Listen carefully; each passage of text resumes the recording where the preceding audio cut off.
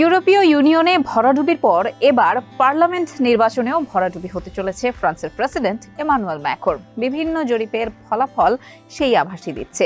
রয়টার্সের এক প্রতিবেদন বলছে, এবারের নির্বাচনে অতি ডানপন্থী পার্টি ন্যাশনাল র্যালি RN ক্ষমতায় আসবে বলে ধারণা করা হচ্ছে। ফ্রান্সে পার্লামেন্ট নির্বাচনের প্রথম দফায় ভোট গ্রহণ শুরু হয় 30 জুন স্থানীয় সময় সকাল 6টায়। ছোট শহরগুলোতে ভোটদান চলবে বিকেল 4টা পর্যন্ত, আর বড় শহরগুলোতে সন্ধ্যা 6টা পর্যন্ত। ভোট গ্রহণের আগে অধিকাংশ জনমত জরিপে দেখা গেছে এবারের নির্বাচনে RN 35 থেকে 37% ভোট পেতে পারে। লেপেনের দলকে টক্কর দিতে পারে বামপন্থী নিউ পপুলার ফ্রন্ট জোট। জরিপে দেখা গেছে এই জোট 27 থেকে 29% ভোট পেতে পারে। অন্যদিকে এবারের নির্বাচনে এমানুয়েল ম্যাক্রোর মধ্যপন্থী জোট জাতীয় পরিষদ অর্ধেকের বেশি আসন হারাতে পারে। জরিপে দেখা গেছে তাদের জোট 20 থেকে 21% ভোট পেতে পারে।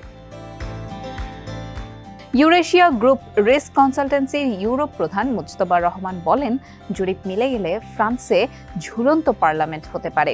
এতে দেশের রাজনৈতিক বিশৃঙ্খলা এবং বিভ্রান্তি সৃষ্টি হবে। ফ্রান্সের সাম্প্রতিক রাজনীতিতে এই ধরনের অচল অবস্থার কোনো নজির নেই।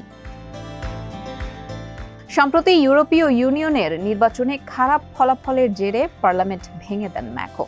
একই সঙ্গে দেশটিতে আগাম নির্বাচনের ঘোষণাও দেন তিনি। তার এই ঘোষণায় দেশটির অনেকেই হতবাক হন। এছাড়া ইউরোপের দ্বিতীয় বৃহত্তম অর্থনৈতিক দেশটিতে রাজনৈতিক অনিশ্চয়তা দেখা দেয়। CNN জানায়, 2 সপ্তাহের মধ্যে ফ্রান্সে একটি কট্টর বাম বা কট্টর ডান সরকার গঠিত হতে পারে, অথবা কোনো ব্লক সংখ্যাগরিষ্ঠতা না পেলে রাজনৈতিক অচল অবস্থা দেখা দিতে পারে। এতে দেশে এবং দেশের বাইরে নানান সমস্যায় পড়বে ফ্রান্স। বিশ্লেষকরা মনে করছেন, বর্তমান পরিস্থিতিতে আগাম নির্বাচন ম্যাক্রোর দলের জন্য বিশাল একটা ঝুঁকি। প্যারিসের সায়েন্সেস পো ইউনিভার্সিটির রাষ্ট্রবিজ্ঞানী কেভিন আর্সেনক্স CNN-কে বলেন, ম্যাক্রো যদি তার বাজির মূল্য তুলে আনতে পারেন তবে তিনি একজন দক্ষ কৌশলবিদ হিসেবে নাম কুড়াবেন। আর তা না হলে তিনি ইতিহাসে এমন একজন হয়ে যাবেন যিনি মূলত ফ্রান্সের ঐতিহ্যগত পার্টি ব্যবস্থাকে ধ্বংস করেছিলেন বলে গণ্য হবেন। ফ্রান্সের জাতীয় পরিষদের 577 আসন রয়েছে। নিরঙ্কুশ সংখ্যাগরিষ্ঠতার জন্য একটি দলের প্রয়োজন 289 আসন। বিদায়ী সরকারে ম্যাক্রোর ভোটের আসন ছিল মাত্র 250টি। তাই আইন পাশ করার জন্য অন্যান্য দলের সমর্থনের প্রয়োজন পড়ে। নির্বাচনের আগেই ম্যাক্রোর সরকারের নানান বিষয় নিয়ে সমালোচনা করে আসছেন লেপেন। ইউক্রেনে সেনা পাঠানো নিয়ে ম্যাক্রোকে সতর্ক করে দেশটির এই অতি ডানপন্থী ন্যাশনাল র্যালি দলের নেতা মেরিন লেপেন। তার দল পরবর্তী সরকার গঠন করলে সশস্ত্র বাহিনীর সর্বাধিনায়ক হিসেবে ইউক্রেনে সেনা পাঠানোর সুযোগ পাবে না ম্যাক্রো। স্থানীয় পত্রিকা লে টেলিগ্রামকে দেয়া এক সাক্ষাৎকারে মেরিন বলেন, ন্যাশনাল র্যালির নেতা জর্ডান বারদেলা ফ্রান্সের পরবর্তী প্রধানমন্ত্রী হবেন বলে মনে করেন তিনি। তখন প্রেসিডেন্টের ক্ষমতা কমে যাবে। বিষয়টি ব্যাখ্যাও করেন তিনি। বলেছেন, ম্যাক্রোর সঙ্গে বিবাদে জড়ানোর কোনো ইচ্ছা নেই জর্ডানের, তবে তিনি একটি চূড়ান্ত সীমা ঠিক করে দেবেন। প্রেসিডেন্ট সেনা পাঠাতে সক্ষম হবেন না।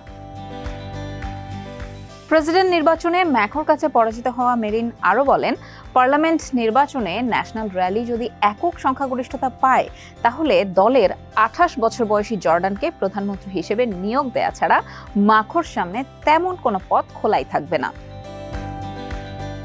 সামাজিক যোগাযোগ মাধ্যমে দেয়া এক পোস্টে লেপেন বলেছেন যে, যদি ক্ষমতায় আসি তাহলে ফ্রান্সের জনগণকে দেখাতে পারবো আমরা আমাদের প্রতিশ্রুতি রেখেছি।